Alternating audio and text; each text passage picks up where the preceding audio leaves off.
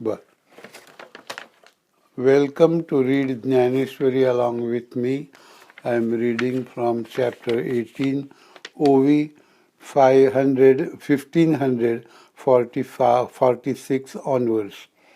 Arjuna may get completely dissolved in the juice of self-delight.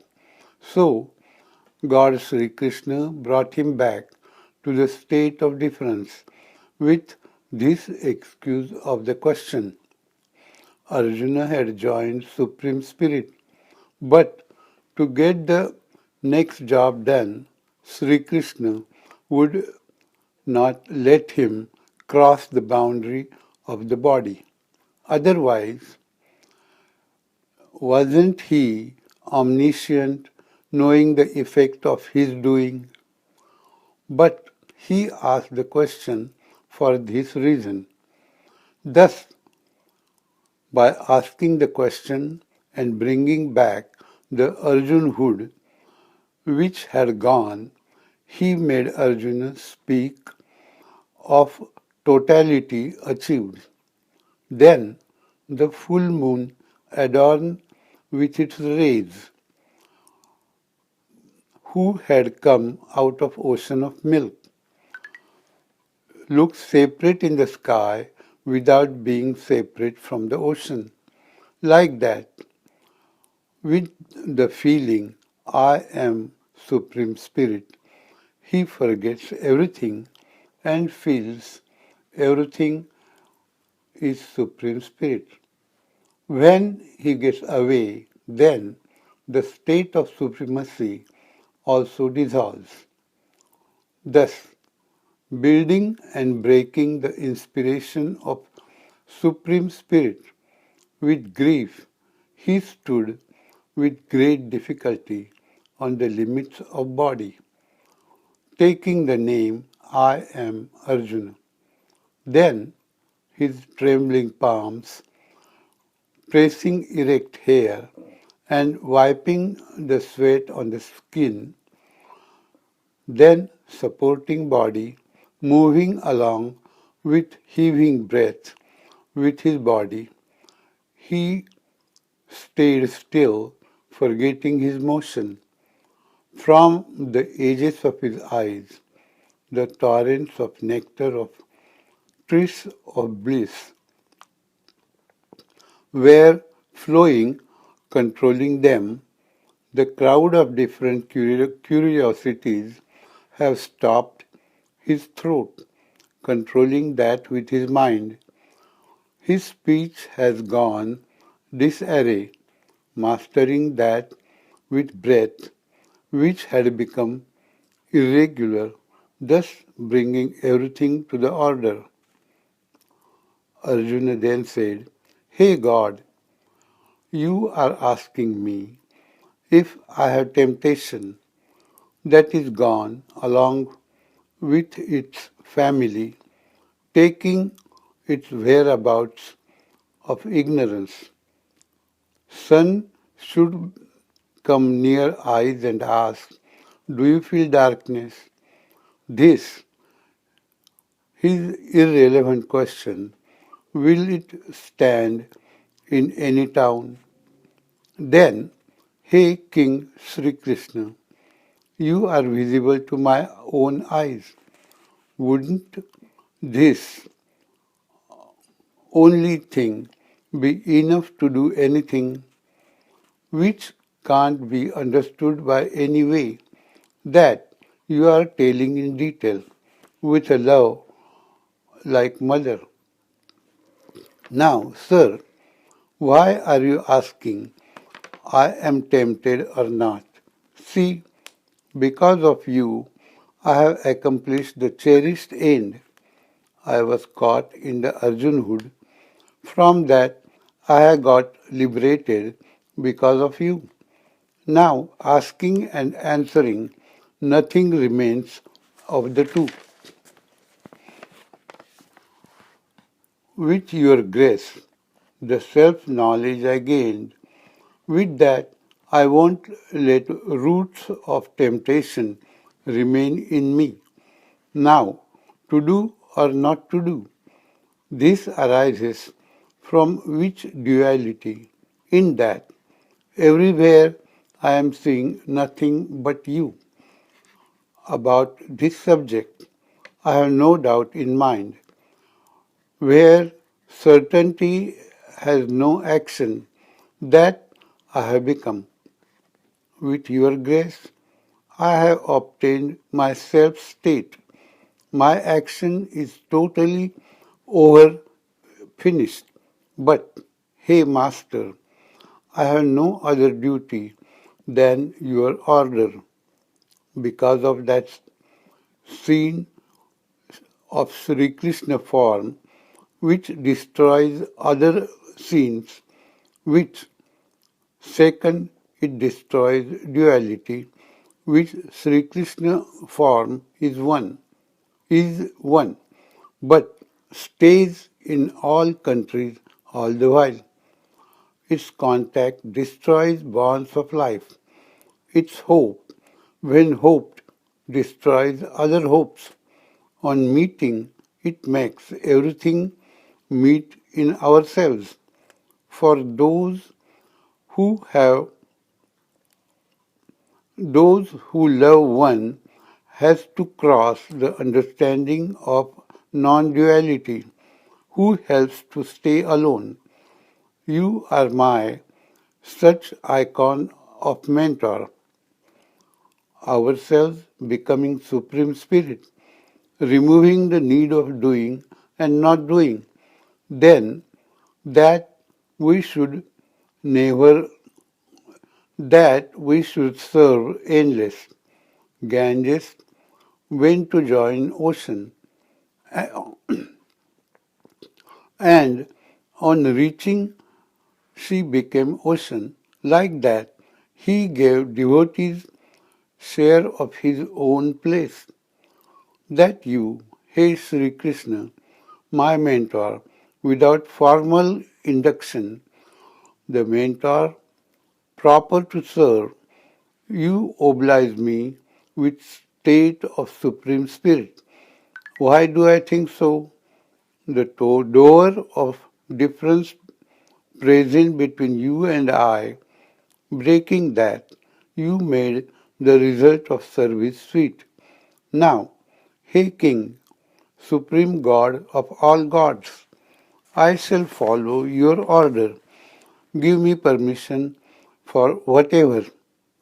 On this speech of Arjuna, God started dancing, tempted with joy. He said, I, who is always fruitful, who is with fruit of universe, that I got him as the fruit. Seeing his son, the moon, who had become complete, leaving his deficiency, doesn't ocean of milk forget its limits? Thus, on the stage of dialogue, Sri Krishna and Arjuna got married by uniting with each other. Seeing this, Sanjay was overwhelmed with joy. With the tide of that joy, Sanjay said to Dhritarashtra, Sir, how both of us were saved by Vyasa. Listen, you who lack the eyes of skin to see the world around, at present are brought to see with the eyes of knowledge. To run the chariot, the man employed to drive horses, that I become to know these things. This calamity of war, so horrible, has begun. Here, if any one of the two were to lose, we lose, as both parties are from the same family. How great is the grace of Vyas!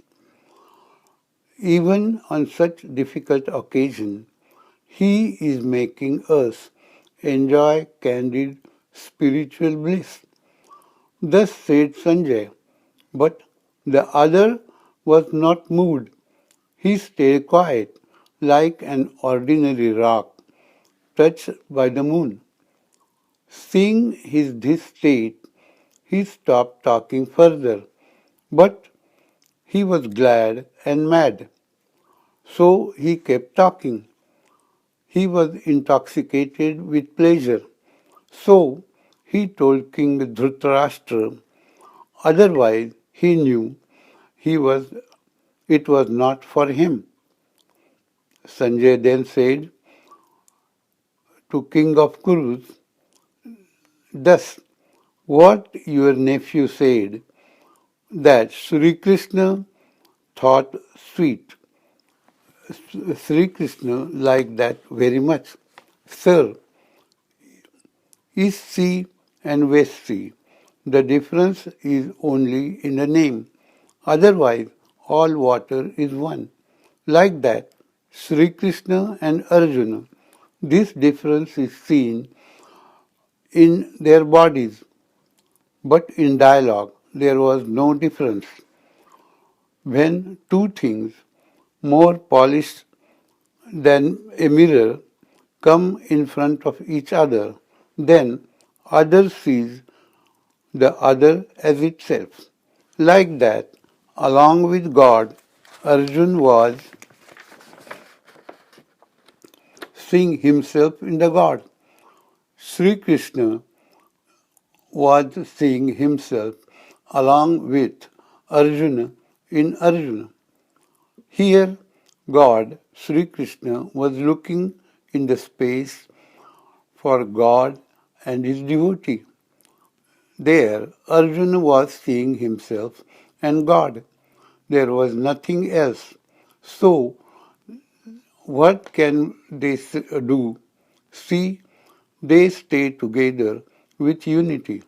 Now, the difference has disappeared. Then, why will question and answer happen? With no difference, how will we get the pleasure of dialogue? While speaking as two, the dialogue swallowed the two. Dialogue swallowed the duality.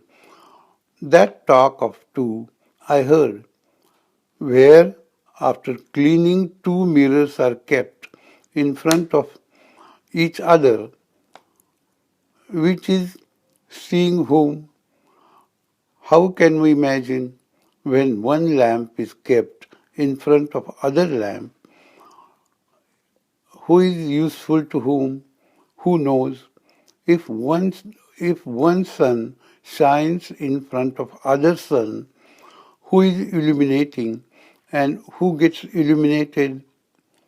If you start deciding, the decision stops.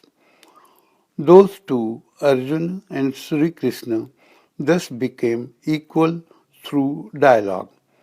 When, sir, when two streams of water are joining, if salt stands in between to stop them, in a moment the salt will become that.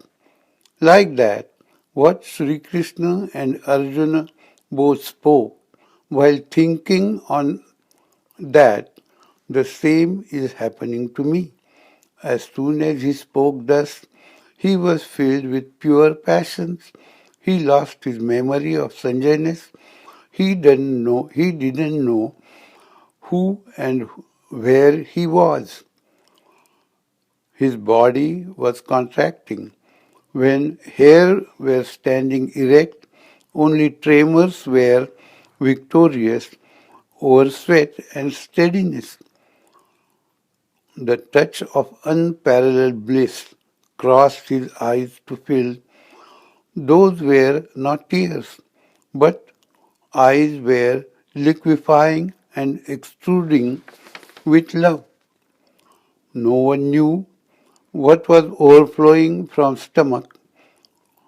No one knew what was choking the throat, the sobbing and embracing, the speaking. Moreover, while the eight passions had stumbled Sanjay, he had become crossroads of bliss of dialogue between Sri Krishna and Arjuna. Thus, that bliss of such a kind, it itself holds peace, it slows down by itself. That brought memory of body back to Sanjay. I am going to stop here now. Thank you very much for joining us. Come again for the next session. Thank you very much.